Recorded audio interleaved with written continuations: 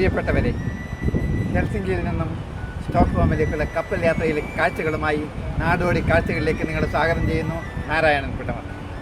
Helsinki തുറമുഖത്ത് നിന്നും Viking line എന്ന കപ്പലിൽ വൈകുന്നേരം 5 മണിക്ക് ഞങ്ങൾ സ്റ്റോക്ക്ഹോമിലേക്കുള്ള യാത്ര ആരംഭിച്ചു. കപ്പലിൽ നിന്നുള്ള ഹെൽസിങ്കിയുടെ ദൃശ്യമാണ് ഇപ്പോൾ നാം കണ്ടുകൊണ്ടിരിക്കുന്നത്.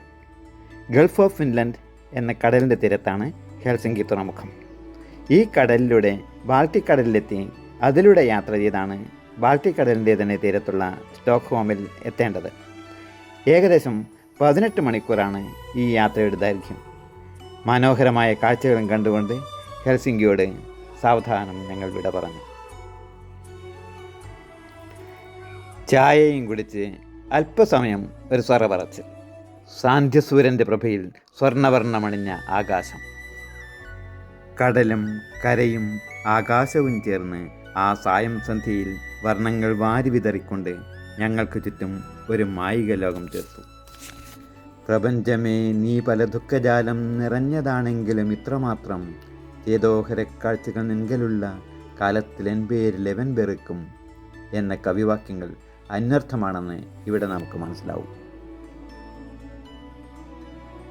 അന്ന് രാത്രി കപ്പലിൽ ഞങ്ങൾ ആടിപ്പാടി അർമാദിച്ചു.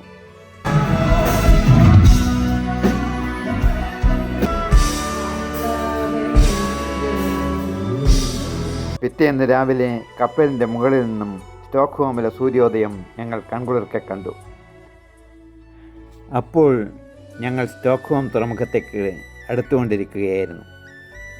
പൂത്താലവുമേന്തി സുന്ദരികളായ തരുണിമണികൾ വിശിഷ്ടാതിഥികളെ വരവേൽക്കുന്നത് പോലെ പൊന്നിൽ കുളിച്ച പ്രകൃതി സ്റ്റോക്ക്ഹോമിലേക്ക് ഞങ്ങളെ സ്വാഗതം ചെയ്തു. സ്റ്റോക്ക്ഹോം തുറമുഖത്തെത്തുമ്പോൾ കപ്പലിൽ നിന്നുമുള്ള ആ പട്ടണത്തിൻ്റെ ദൃശ്യങ്ങളാണ് ഇപ്പോൾ നാം കണ്ടുകൊണ്ടിരിക്കുന്നത്.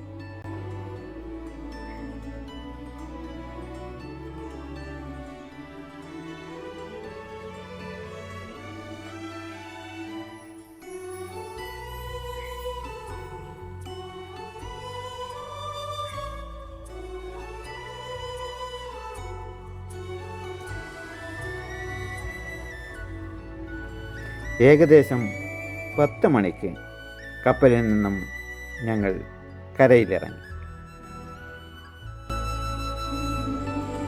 സ്റ്റോക്ക്ഹോമിലെ വിശേഷങ്ങളുമായി അടുത്ത വീഡിയോയിൽ വീണ്ടും കാണാം.